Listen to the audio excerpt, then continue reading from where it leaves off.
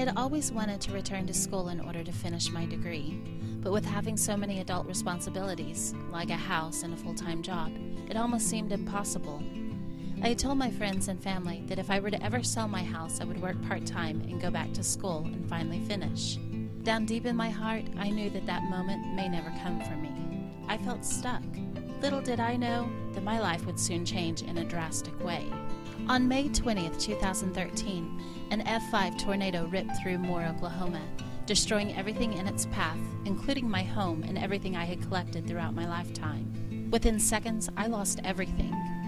I was able to salvage some pictures of my family, a baseball from a no-hitter game my brother pitched for me on my birthday, some rings from my grandmother, and little colored pictures from my nieces. I felt lost, but I remembered the promises I had made my family, friends, and then to myself. It was time to change my life and return to school. I wasn't even sure where my studies would lead me. I just knew that I had a heart for the Middle East. In one of my classes, my professor discussed an opportunity to study abroad in Israel through the Schusterman Scholarship Program. My heart skipped a beat. I had never been to Israel, and what a great opportunity to visit a place I'd only read about as a young child.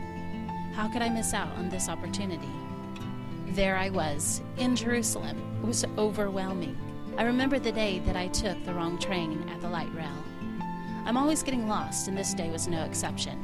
I decided to go ahead and ride the train all the way to the last stop. I was learning to embrace my mistakes and just enjoy the moment. I walked across the tracks and boarded the train in the right direction. I saw a little girl out of the corner of my eye.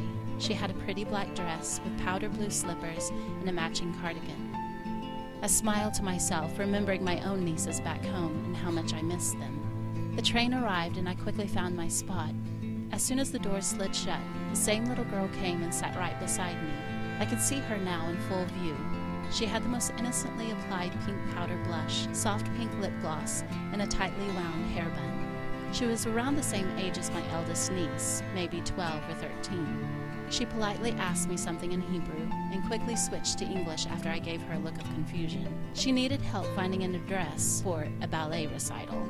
She showed me a vaguely penciled out map. I told her that I was new to Jerusalem and wasn't sure where to find the address, but that I would help her figure it out. She smiled at me, relieved to have my so-called adult help. We kept asking people on the train where to go. No one knew. We were lost, and every stop that kept creeping by, I felt even more lost. I wasn't going to tell her that. I just kept smiling at her and telling her not to worry. As time went by, we decided to call her father from my cell phone. We could have used some help. I'm not sure what they were talking about, but I could see that the conversation was not going well. She hung up with tears streaming down her face. I fought back my own tears and told her that I didn't care if I had to pay for a cab to get us to the dance recital, that I was going to make sure she didn't miss her big event. She smiled, wiped away her tears, and asked me if her makeup was okay. I told her she looked perfect. After an hour of searching, asking, panicking, and even giggling, we found our way. I'll never forget the time I was lost with that little girl. I was glad to have her with me, and I think she was glad to have me with her. In a way, I was just like that lost little girl. It was others that helped me find my way, whether it was hiking in En-Gedi with great leaders and friends, camping out under the stars with the Bedouins in Wadiram, playing with camels and learning their language, making the closest relationships I think I'd ever made in my life, my unexpected encounters, the ones that you connect with that truly seem to understand you, the friendships that turn into sisters and brothers, the friends that come to your rescue way more often than they should. When I made the decision to go back to school, I didn't imagine how my journey would go. But looking back, I can't imagine my educational experience without my journey to Israel. Life is not about the items that you accumulate, but about the people that find you and the people you find along your journey.